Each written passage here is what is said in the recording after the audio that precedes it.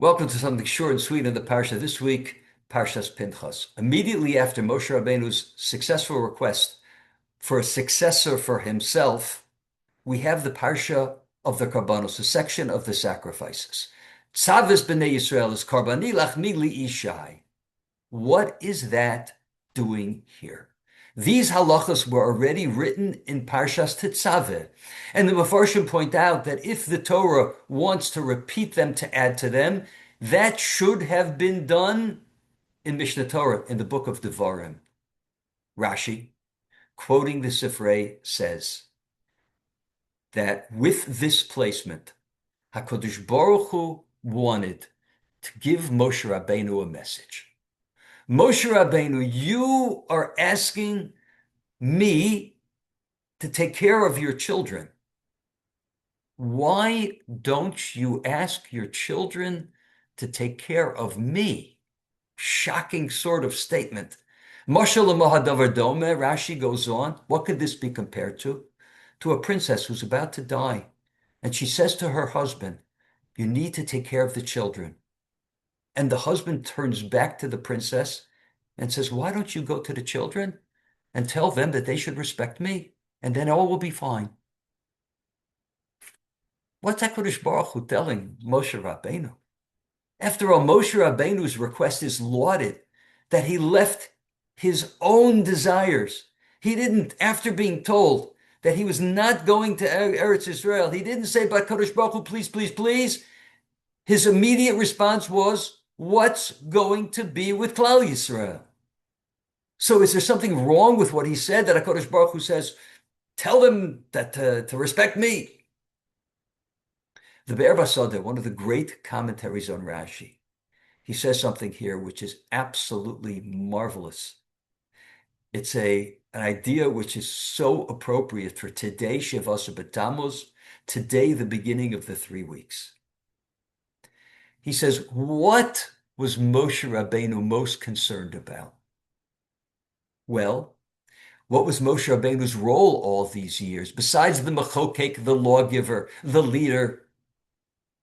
But Moshe Rabbeinu was always the great advocate for Klal Yisrael. When Klal Yisrael sinned, and there were, at least on their level, some very egregious sins, where HaKadosh Baruch Hu was extremely upset, where HaKadosh Baruch Hu was going to trade in Klal Yisrael for a different model, where HaKadosh Baruch Hu was going to wipe out Klal Yisrael, Moshe Rabbeinu always stood up and he defended Klal Yisrael. And he was very good at it. Moshe Rabbeinu always stood in the breach.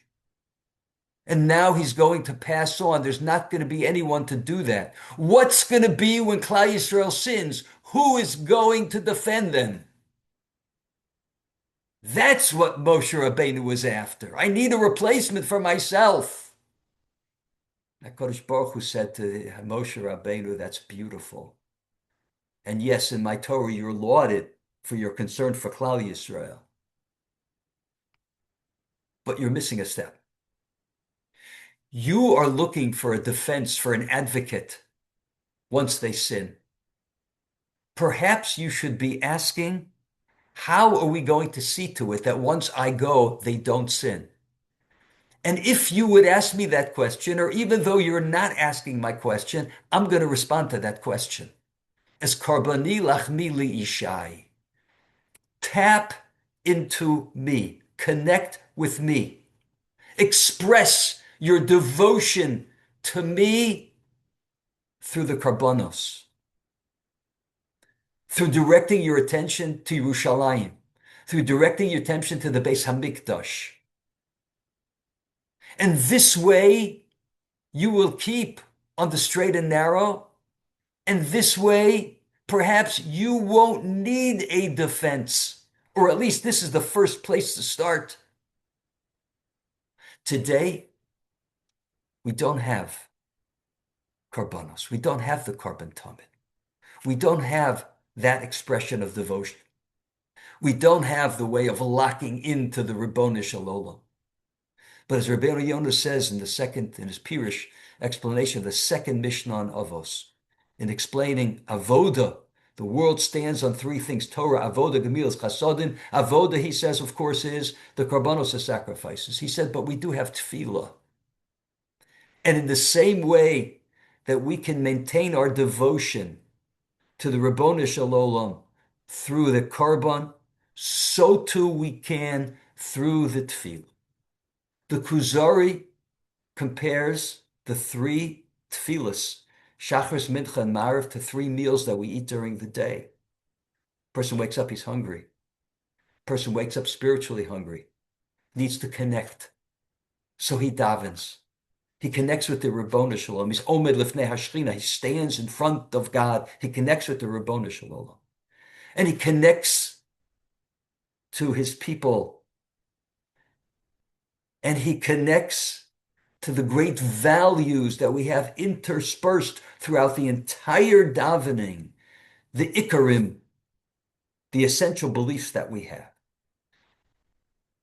And says the Kuzari, a person walks out of breakfast, he walks out of Shachris, he's satiated. He has all the proper nutrition and nutrients. But then he goes out and he doesn't eat for a while. Person goes out into the world and he meets all sorts of philosophies and all sorts of people that are against that connection with the Ribono Shel Olam, that are against those values. And then he has to daven mincha, etc., etc. Today, Shavasar B'Tammuz, one of the things that we mourn on this day as we begin the 3 weeks is Butal HaTamid, the Korban Tamid, stopped on this day, way back when, before the destruction of the temple. We lost that connection. And we know that our observances during these weeks are to rebuild what we lost. So today we talk about what HaKadosh Baruch Hu told Moshe Rabbeinu. You want to worry about Klal Yisrael sinning? Make sure you have something which will maintain that connection. And therefore, it makes sense that it is tefillah, it is prayer, and an appropriate tefillah. A tefillah, a prayer which is a devotion, which is a connection, which is an avoda shel belev. That's the avoda that we have. It's not the avoda of the sacrifice. It's an avoda. It's a service of the heart, where we connect with the Ribono Shel Olam, where we re-inculcate our values. Thank you so much for listening. Have a wonderful Shabbos.